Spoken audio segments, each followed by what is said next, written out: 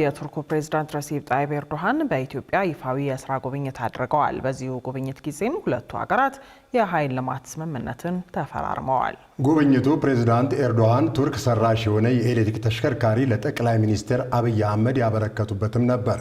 ኤርሚያስ በጋሻው ዝርዝር አሰናድቷል። እንከታተለው። ኢትዮጵያና ቱርክ ከዘመነ ኦቶማን የሚነሳ ጥንታዊ ግንኙነት ያላቸው ሀገራት ናቸው። ደግም ክፉም ቀናት ያለፈው ይህ ግንኙነት መደበኛ መልክ የያዘው ታዲያ እንደ ጎርጎሮሳውያኑ የዘመን ቀመር 1926 ነበር። ይህ ዓመት ቱርክ ኤምባሲዋን አዲስ አበባ ላይ የከፈተችበት ዓመት ነበር። ኢትዮጵያም ብዙም ባራቀ ጊዜ 1933 ላይ ነው ኤምባሲዋን አንካራ ላይ የከፈተችው።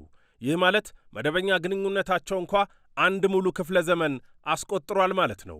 ላለፉት 12 ዓመታት ቱርክን እየመሩ የሚገኙት ፕሬዝደንት ረሲብ ጣይብ ኤርዶሃን ለዚህ ግንኙነት ትኩረት እንደሚሰጡ መናገር ይቻላል።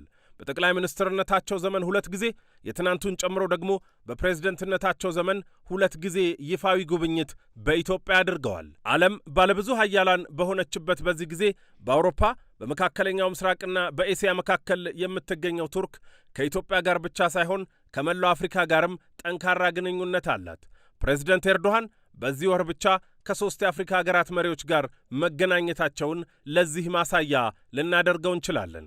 ካይሮ ላይ ከአብዱልፈታህ አልሲሲ ጋር፣ አንካራ ላይ ከናይጄሪያው ፕሬዝደንት ቦላ ቲኑቡ ጋር፣ አዲስ አበባ ላይ ከጠቅላይ ሚኒስትር አብይ አህመድ ጋር። ትናንት እዚህ አዲስ አበባ ውጭ ጉዳይ ሚኒስትራቸውን ሃካን ፊዳንና መከላከያ ሚኒስትራቸውን ያስር ጉለርን ያካተተው ልዑካቸው ከኢትዮጵያ መንግሥት ከፍተኛ የሥራ ኃላፊዎች ጋር መክሯል። በምክክሩ መክፈቻ ላይ ጠቅላይ ሚኒስትር አብይ አህመድ ለሁለቱም ሀገራት ፖለቲካዊ ቅቡልነት የሚገኘው ለዜጎች በሚመዘገቡ ውጤቶች ስለመሆኑ አንስተዋል። ኢትዮጵያ and Turkey share a clear understanding. Sovereignty is reinforced through capacity. ሉዓላዊነት በአቅም እንደሚጠናከር ኢትዮጵያና ቱርክ ግልጽ መረዳት አላቸው። በሁለታችንም ሀገራት ፖለቲካዊ ቅቡልነት የሚገኘው ለዜጎቻችን በኢንዱስትሪ በቴክኖሎጂና በግልጽ አገራዊ ጉዳዮች ተጨባጭ ውጤት በማምጣት ነው። ቱርክ ታሪካዊና ስትራቴጂ ግልጽነት ምሳሌ የምትሆን ወዳጅ ነች። አገር ራሷን ችላ የኢንዱስትሪና ቴክኖሎጂ መሰረቷን በመገንባት እንዴት ተጽዕኖዋን ማሳየት እንደምትችል አሳይታችኋል። How a nation can project influence by building an independent industrial and technological base. ከምክክሩ በኋላ በተሰጠ የሁለቱ መሪዎች የጋራ መግለጫ ሁለቱ ሀገራት አሁን ላይ በዓመት እስከ $700 ሚሊዮን የደረሰው የንግድ ግንኙነታቸው $1 ቢሊዮን እንዲደርስ መስማማታቸው ተጠቅሷል። እዚሁ መግለጫ ላይ ጠቅላይ ሚኒስትር አብይ አህመድ የኢትዮጵያን የባህር በር ጥያቄም ሳያነሱ አላለፉም። በዓለም ላይ ካለው ልምምድና ትሬንድ ውጪ በጠላቶቻችን ደባ ለረጅም ጊዜ የጂኦግራፊ እስረኛ ሆና እንድትቆይ መደረጉ ትክክል አለመሆኑንና እንደ ቱርክ ያሉ የኢትዮጵያ ወዳጆች በዲፕሎማቲክ መስኩ ጫና በመፍጠር በሰላማዊ መንገድ ኢትዮጵያ የሲ አክሰስ ማግኘት የምትችልበት ሁኔታ እንዲያግዙ በስፋት ተወያይተናል። ሎጂስቲክስ አንዱ ትልቁ ቦትልኔክ ነው ለኛ እድገት። ከዚያ ደግሞ የሲ አክሰስ ቁልፉን ነገር የሚይዝ ሲሆን ፕሬዝዳንት ኤርዶጋን ከዚህ አንጻር የበኩላቸው ሚና እንዲጫወቱ ጠንከር ያለ ውይይት አድርገናል። ለዚህም ምስጋና እናቀርባለን። ቱርክ በአፍሪካ ቀንድ ከአብዛኞቹ ሀገራት ጋር ጥሩ ግንኙነት ያላት ሀገር ነች። ከዚህ ቀደም ከኢትዮጵያና ከሶማሊያ ጋር ያላትን መልካም ግንኙነት ተጠቅማም አንካራ ላይ ሁለቱን ሀገራት ማሸማገሏ የሚታወስ ነው።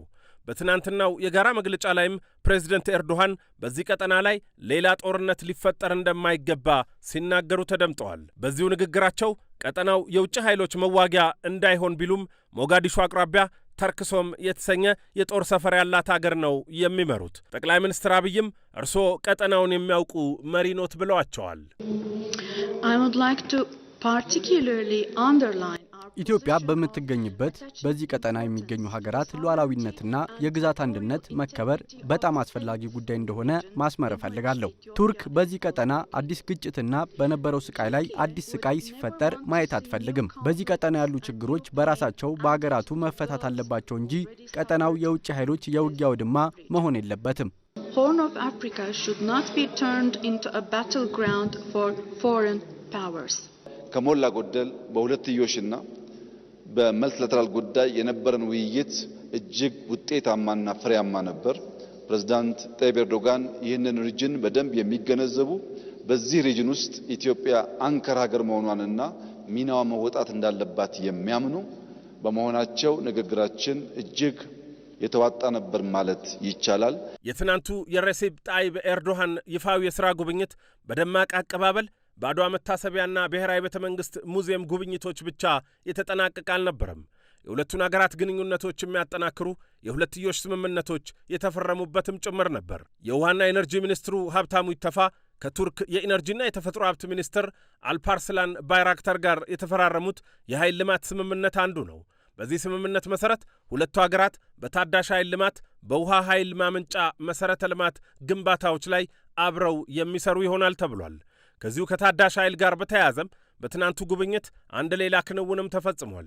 ፕሬዝደንት ኤርዶሃን ለጠቅላይ ሚኒስትር አብይ አህመድ የተሽከርካሪ ስጦታ አበርክተውላቸዋል። ስጦታው ቶግ ቲ10ኤክስ የተሰኘው የመጀመሪያው ቱርክ ሰራሽ የኤሌክትሪክ ተሽከርካሪ ነው። ቶግ እንደ አውሮፓውያኑ በ2018 በ5 የአገሪቱ ኩባንያዎች ጥምረት የተመሠረተ ኩባንያ ነው። ኩባንያው ቱርክ ባለም አቀፉ የኤሌክትሪክ ተሽከርካሪ ገበያ ሁነኛ ተወዳዳሪ እንድትሆን ታቅዶ የተመሠረተ ነው ይባልለታል። ፕሬዝደንት ኤርዶሃንም የዲፕሎማሲ ተንታኞች ቶግ ዲፕሎማሲ የሚል ስያሜ እስኪያወጡለት ድረስ ሳያሰልሱ እያስተዋወቁት ይገኛሉ። እስካሁን ጠቅላይ ሚኒስትር አብይ አህመድን ጨምሮም ለ8 ያህል የአገር መሪዎች ይህንኑ ተሽከርካሪ በተለያዩ ሞዴሎች በስጦታ አበርክተዋል።